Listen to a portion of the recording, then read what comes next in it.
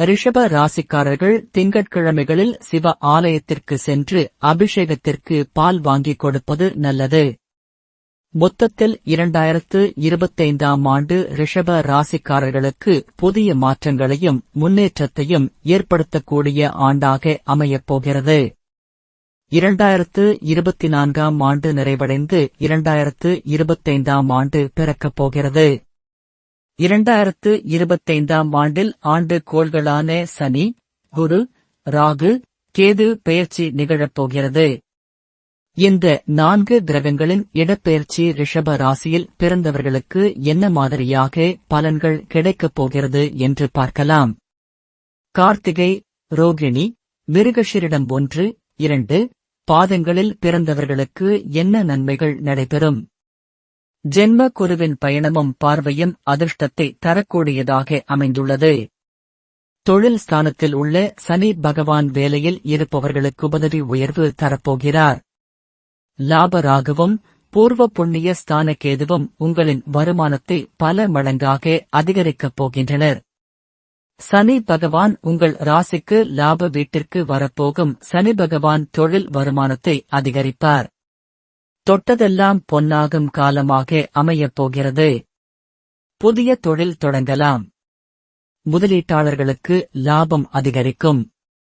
வேலையில் இருப்பவர்களுக்கு சம்பள உயர்வும் அதிகரிக்கும்.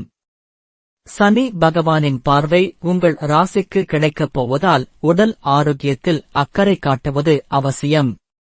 குரு பெயர்ச்சி. ஜென்ம ராசியில் அமர்ந்திருக்கும் குரு பகவான் உங்கள் ராசிக்கு 2ஆம் வீடான தன குடும்ப வாக்கு ஸ்தானத்திற்கு இடப்பெயர்ச்சி அடையப் போகிறார். குடும்ப குரு உங்கள் வாழ்க்கையில் குதூகலத்தை ஏற்படுத்துவார். மகிழ்ச்சியும் நிம்மதியும் அதிகரிக்கும். பண வருமானத்திற்கு பஞ்சமிருக்காது. குரு பகவானின் பார்வை உங்கள் ராசிக்கு 6, 8, 10 வீடுகளின் மீது விழுவதால் நோய்கள் நீங்கும் காலம் வந்துவிட்டது. கடன் பிரச்சினை முடிவுக்கு வரும். வேலை தேடிக் கொண்டிருப்பவர்களுக்கு நல்ல வேலை கிடைக்கும். ராகு கேது பெயர்ச்சி. ராகு பகவான் ஆண்டின் முற்பகுதியில் லாப வீட்டில் பயணம் செய்வதால் உங்களுக்கு பல வழிகளிலும் பண வருமானம் வரும். மே மாதத்தில் ராகு கேது பெயர்ச்சி நிகழப்போகிறது.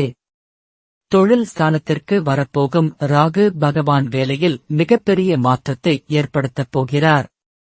படித்து முடித்துவிட்டு நல்ல வேலை கிடைக்கவில்லையே என்று காத்திருப்பவர்களுக்கு நல்ல வேலை கிடைக்கும். சம்பள உயர்வும் தேடி வரும். கேது பகவான் பூர்வ புண்ணிய ஸ்தானத்தில் இருந்து உங்கள் ராசிக்கு 4ஆம் வீடான சுகஸ்தானத்திற்கு வரப்போகிறார்.